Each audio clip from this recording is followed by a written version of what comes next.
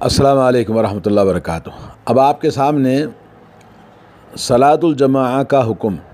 یعنی باجماعت نماز پڑھنے کا شریعت میں کیا حکم ہے۔ باجماعت نماز پڑھنے کا حکم فرض عین ہے مردوں کے لیے جو مکلف ہیں، جو قدرت رکھتے ہیں نماز پڑھنے کے لیے، چاہے وہ حضر میں ہو، حالت قیام میں ہو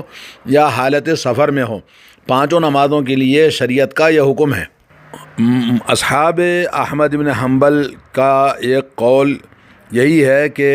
صحت نماز کے لیے مرد کو فرض عین ہے باجماعت نماز پڑھنا، اور اسلاف کے ایک گروہ نے، ایک طائفہ نے بھی یہ بات کہی ہے، اور اسی بات کو علامہ ابن حزم نے بھی اختیار کیا ہے، اور اسی طرح سے شیخ الاسلام ابن تیمیہ رحمۃ اللہ علیہ نے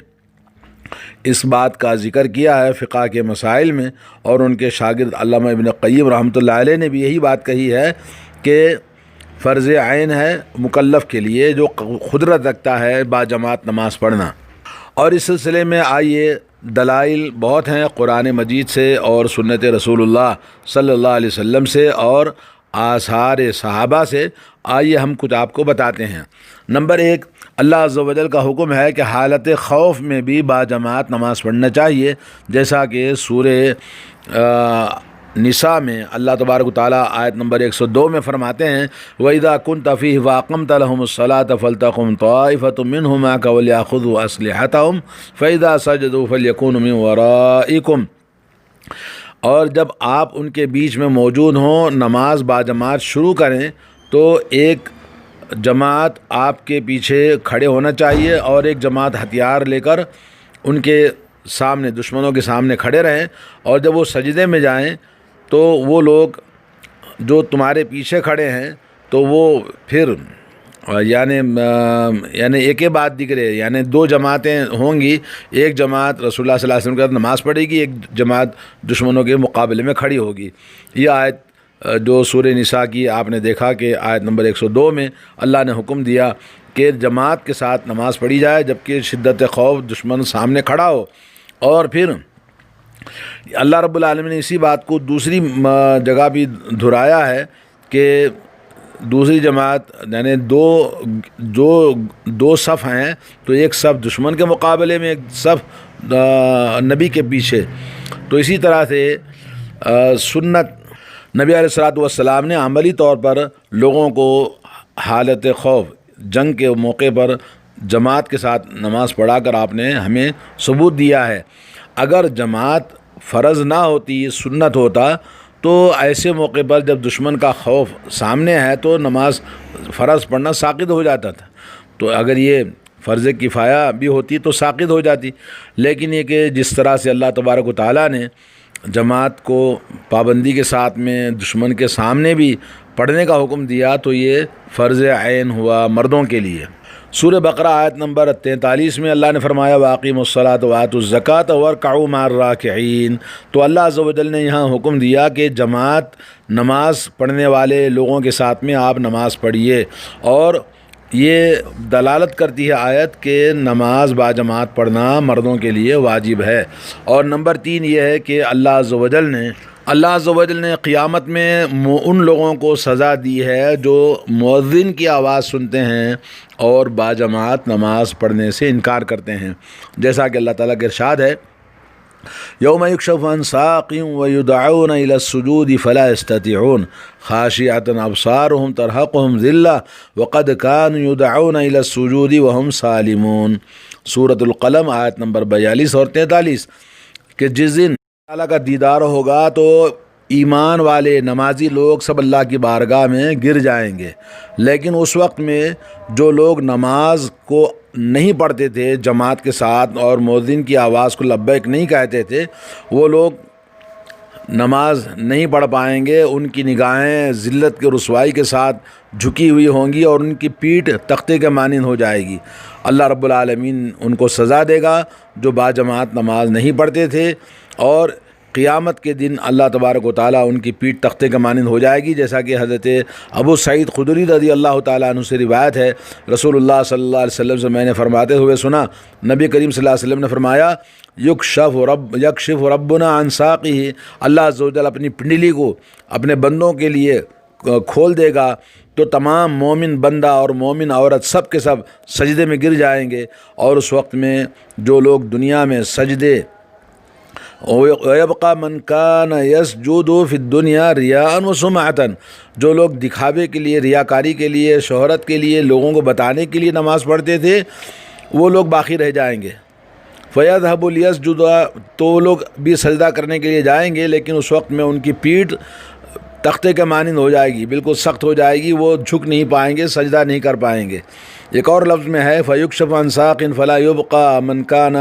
يَسْجُدُ لِلَّهِ مِنْ تِلْقَاءِ نَفْسِهِ، جو لوگ دنیا میں اللہ عز و جل کے ایمان والے سجدہ کرتے تھے، وہ لوگ اللہ تعالیٰ کی بارگاہ میں جب اللہ تعالیٰ پنڈلی دکھائے گا تو سب سجدے میں گر جائیں گے، سوائے ان لوگوں کے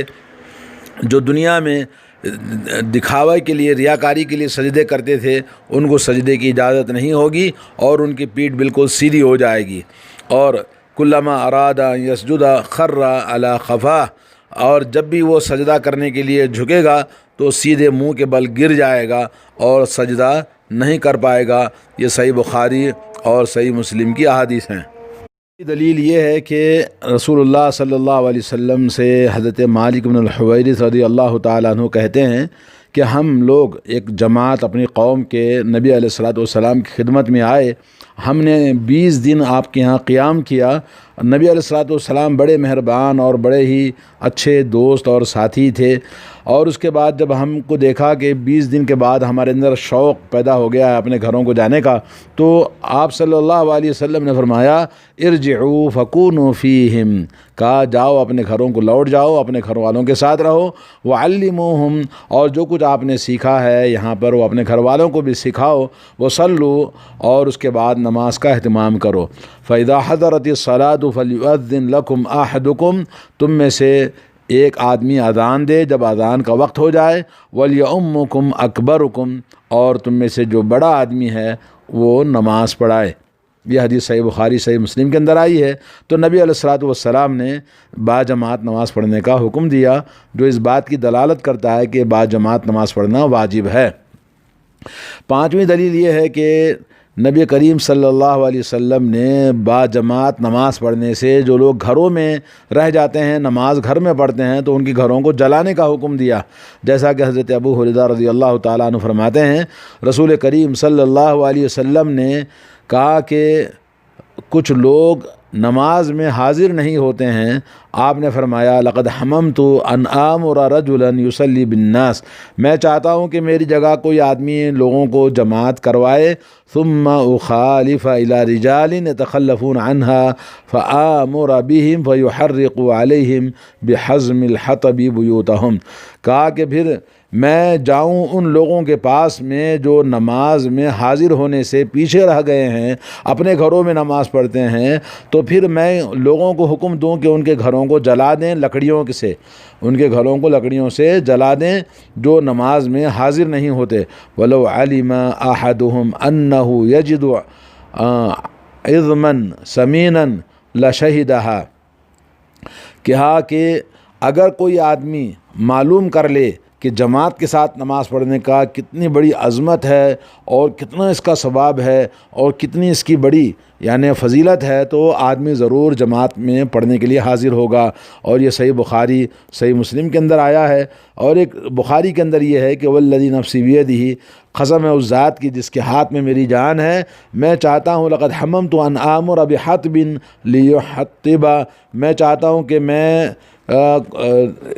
لکڑیوں کو جمع کروں جلانے کے لیے، پھر اس کے بعد کسی کو نماز پڑھانے کے لیے حکم دے دوں، ثم آمر بالصلاۃ فیؤذن لہا، پھر کسی کو نماز کے لیے مقرر کر دوں، وہ نماز پڑھائے، اذان کہے، ثم آمر رجلا فیؤم الناس، پھر وہ لوگوں کو امامت کرے، ثم اخالف الی رجال فاحرق علیہم بیوتہم، پھر اس کے بعد میں جاؤں ان گھروں کو آگ لگا دوں۔ اور والذی نفسی بیدہ لو یعلم احدہم انہ یجد عرقا سمینا، اگر کسی کو معلوم ہو جائے کہ نماز با جماعت پڑھنے کی وجہ سے یعنی کتنا عظیم الشان اجر و ثواب ہے، اور جیسے ہڈی کو لگا ہوا گوشت جیسے تر و تازہ کسی کو ملتا ہے تو کیسے شوق سے آتا ہے لینے کے لیے، اسی طرح سے نماز بھی اسی طرح سے اجر و ثواب اور عظیم مرتبہ اس کا اللہ نے رکھا ہے۔ عمر ماتینی حسنتینی لشہد العشاء، یعنی کسی کو مال غنیمت جیسے ملتا ہے تو بہت زیادہ اس کو مال یا نعمتیں ملنے والی ہیں، تو وہ ایسا آدمی نماز کے لیے بھی حاضر ہوگا، عشاء کی نماز کے لیے۔ ایک اور صحیح مسلم کی حدیث ہے، ان اثقل صلاۃ علی المنافقین صلاۃ العشاء و صلاۃ الفجر، کہا کہ سب سے مشکل اور بھاری نماز منافقوں کے لیے عشاء کی نماز اور فجر کی نماز ہے۔ لو یعلمون ما فیہما لاتوہما ولو حبوا، اگر ان کو معلوم ہو جائے کہ ان دو نمازوں میں کتنا عظیم الشان اس کو نعمتیں ملنے والی ہیں، ثواب ملنے والا ہے، تو اپنے سرین کے بل، یعنی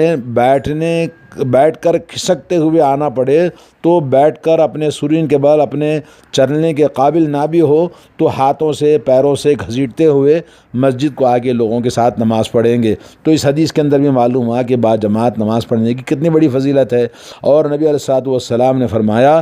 کہ وَلَقَدْ حَمَّمْتُ أَنْ آمُرَ بِالصَّلَاةِ فَتُقَامُ، میں چاہتا ہوں کہ میں کسی کو نماز پڑھانے کا حکم دوں اور نماز پڑھائی جائے، پھر ایک آدمی کو میں حکم دوں کہ وہ لوگوں کی امامت کرے، پھر اس کے بعد میں کچھ لوگوں کو لے کر جاؤں اور ان گھروں کو آگ لگا دوں جن گھروں میں لوگ نماز پڑھتے ہیں مسجد کو حاضر نہیں ہوتے۔ تو یہ نبی علیہ الصلوۃ والسلام نے حکم فرمایا، بخاری اور مسلم کی احادیث ہیں، اور اس حدیث کے اندر دلالت ہے اس بات کی کہ جماعت کے ساتھ نماز پڑھنا فرض عین ہے تمام مردوں کے لیے جو قدرت رکھتے ہیں۔ چھٹی دلیل یہ ہے کہ نبی علیہ الصلوۃ والسلام نے اس اندھے آدمی کو جس کا گھر مسجد سے دور تھا تو جماعت سے پیچھے رہنے کی اجازت نہیں دی بلکہ جماعت میں حاضر ہونے کا حکم دیا۔ حضرت ابو ہریرہ فرماتے ہیں رضی اللہ تعالیٰ عنہ کہ نبی علیہ الصلوۃ والسلام کی خدمت میں ایک اندھا آدمی آیا اور اس نے کہا، یا رسول اللہ انہ لیس لی قائد یقودنی الی المسجد، میرا کوئی رہنما نہیں ہے جو مجھے مسجد کو لے جائے۔ تو نبی علیہ الصلوۃ والسلام نے اس کو اجازت دے دی پہلے، پھر اس کے بعد وہ اپنے گھر میں نماز پڑھ سکتا ہے، نماز اپنے گھر میں پڑھ لے۔ اجازت دینے کے بعد میں جب وہ جانے لگا تو پھر آپ نے اس کو بلایا، فلما ولّى دعاہ، بلایا اور کہا، هل تسمع النداء بالصلاۃ، کیا نماز کے لیے اذان سنتے ہو؟ اس نے کہا جی ہاں نعم۔ آپ نے فرمایا فاجب، تو تمہارے لیے ضروری ہے کہ تم جماعت کے ساتھ نماز پڑھو۔ اور عبداللہ ابن مکتوم رضی اللہ تعالیٰ عنہ انہوں نے نبی علیہ الصلوۃ والسلام سے پوچھا، یا رسول اللہ کہ انی رجل ضریر البصر، میں اندھا آدمی ہوں، شاسع الدار، میرا گھر بہت دور ہے، بکھرا ہوا ہے، دور ہے، ولی قائد لا یلائمنی، میرے پاس کوئی صحیح آدمی نہیں ہے جو مجھے مسجد کو لے آ سکے، فہل لی رخصت ان اصلی فی بیتی، کیا میرے لیے اجازت ہے کہ میں اپنے گھر میں نماز پڑھوں؟ آپ نے فرمایا هل تسمع النداء، اب پوچھا کیا تم اذان کی آواز سنتے ہو؟ قال نعم، انہوں نے کہا جی ہاں میں سنتا ہوں۔ تو آپ نے فرمایا لا اجد لک رخصتا، تو آپ نے فرمایا کہ تمہارے لیے اجازت نہیں ہے، تمہیں اجازت نہیں ہے کہ بس تم لازماً مسجد کو آنا چاہیے۔ یہ سنن ابو داؤد کی حدیث ہے اور شیخ البانی نے اس کو صحیح قرار دیا ہے۔ اور ایک لفظ میں ہے کہ یا رسول اللہ ان المدینۃ کثیرۃ الحوام والسباع، یا رسول اللہ مدینہ منورہ کے اندر بہت زیادہ کیڑے مکوڑے اور سانپ بچھو اور درندے پائے جاتے ہیں۔ تو اللہ کے نبی صلی اللہ علیہ وسلم نے پوچھا هل اتسمع حی علی الصلاۃ حی علی الفلاح، کیا تم حی علی الصلاۃ اور حی علی الفلاح سنتے ہو؟ اس نے کہا جی ہاں، فحی حلا، تو کہا کہ تم یقیناً نماز پڑھنے کے لیے مسجد کو چلے آؤ۔ تو یہاں اس بات کی صراحت ہے کہ نبی علیہ الصلوۃ والسلام نے اس آدمی کے لیے اجازت نہیں ہے جو مسجد سے باجماعت پڑھنے سے پیچھے رہ جاتا ہے جب وہ اذان سنتا ہے، اگرچہ کہ وہ اکیلا ہی کیوں نہ ہو، اگرچہ کہ وہ اندھا آدمی ہی کیوں نہ ہو، تو اس کے لیے ضروری ہے کہ وہ ضرور مسجد میں آ کر نماز پڑھے۔